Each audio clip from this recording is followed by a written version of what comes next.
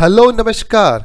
एक सीआरपीसी के अंतर्गत मेंटेनेंस को लेके सेक्शन 125 में ये बताया गया है कि कोई भी पत्नी या कोई भी डिपेंडेबल व्यक्ति, चाहे वो किसी के माता पिता हो या फिर उस पर कोई भी डिपेंड कोई भी व्यक्ति हो, वो अपने पति के खिलाफ जो है मेंटेनेंस का केस जो है वो दायर कर सकता है। अब यहाँ पर एक प्रमुख बात ये आती है कि यदि पत्नी कमाई करती है, यानी कि पत्नी अर्निंग है और पत्नी की अच्छी सैलरी है, तो भी क्या पति को मेंटेनेंस देना होगा?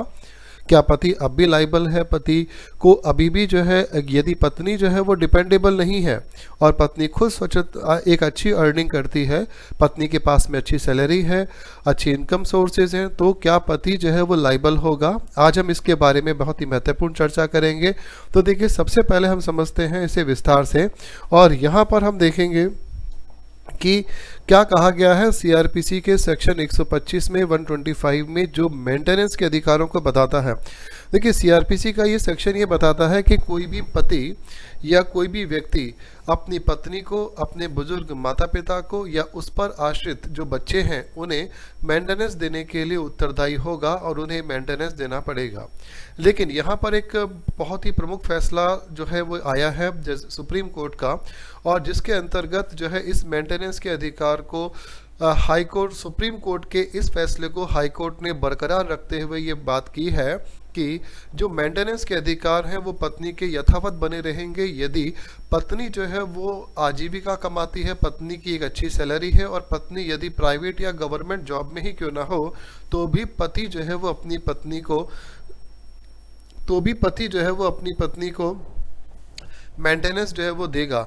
मामला क्या था, आइए इसको बहुत ही अच्छी तरीके से हम समझते हैं। यहाँ पर मामला ये था कि एक पति का अपनी पत्नी के साथ में विवाद चल रहा था और सेक्शन 13 के अंतर्गत पत्नी ने अपने पति के अगेंस्ट जो थी वो तलाक के लिए याचिका दायर की थी।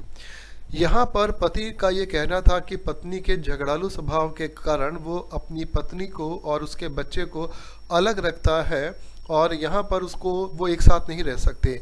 परंतु पत्नी की अच्छी नौकरी थी, अच्छी जॉब थी, और पत्नी की सैलरी जो थी वो पति से ज़्यादा थी। पति का ये कहना था कि फैमिली कोर्ट में पत्नी के लिए तो 3500 रुपये और उसके बच्चे के लिए 1000 रुपये का मेंटेनेंस जो है फैमिली कोर्ट ने तय किया था। लेकिन अब जबकि पत्नी एक अच्छी सैलरी अर्न करती है तो वो अपना गुजारा भत्ता कर सकती है, अपना गुजारा कर सकती है। इसीलिए पति ने हाई कोर्ट में एक याचिका दायर की कि उसे इस मेंटेनेंस के जो अधिकार है, मेंटेनेंस जो है उसे मुक्त कर दिया जाए, और वो अपनी पत्नी को अब आगे मेंटेनेंस देना नहीं चाहता।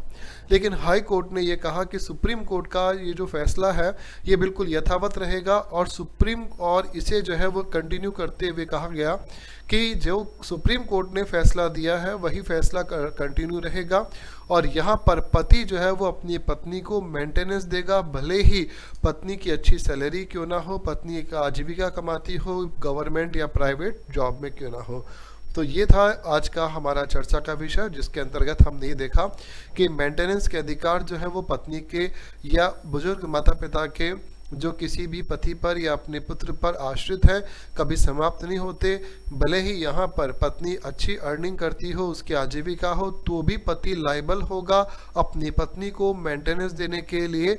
तो सीआरपीसी का सेक्शन 125 जो है वो यहाँ पर ये बात कहता है, और हाई कोर्ट ने भी सुप्रीम कोर्ट के इस बात को आगे बढ़ाते हुए कहा कि जो सुप्रीम कोर्ट का फैसला है वो यथावत बना रहेगा, और यहाँ पर जैसा फैसला दिया गया है हम उसे बदल नहीं सकते।